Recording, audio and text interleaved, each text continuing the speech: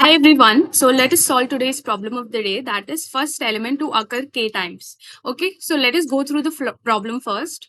Given an array of n integer, find the first element that occurs at least k number of times. Okay, so what is the question stating is that we have an array of elements, and what we need to do is we need to find the very first element which occurs at least k number of times. So for example, here we have this particular test case wherein we have the array of elements. So here, let us iterate through this particular array and check which is the very first element which is occurring two number of times, or if, at what instance of time the frequency of an element is 2. Okay, and which is that element? So in the first index we have 1. Okay, so 1 has occurred one time. In the second index we have 7, which is occurring again one time. In the third index we have 1, 7 and 4. All of them are occurring only once till now. Okay, so we are storing this particular frequency in real time and checking which is the element which is having a frequency of k currently. Okay, so what are we doing is we are iterating through this particular array, and at every instance we are checking if that particular element is having a frequency of k.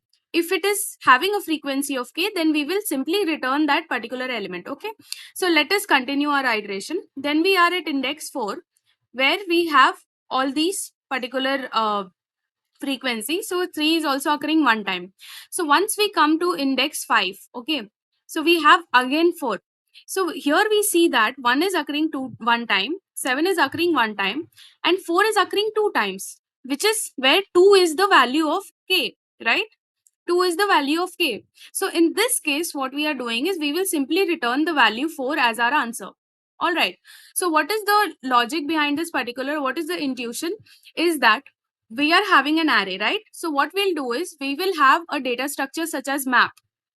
So whenever the questions are related to frequencies, we can always use the concept of hashing for storing the frequency of these particular elements. Okay, so we have these elements, and what we are doing is we will iterate through this array one by one, index by index, and for that particular element we will store its frequency first and then check if its frequency right now, the current frequency of this particular element, is equal to k. If it is, then we will just return that element. Okay, so I hope you're clear with this approach.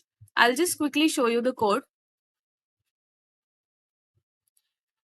See, so this is the code that we have.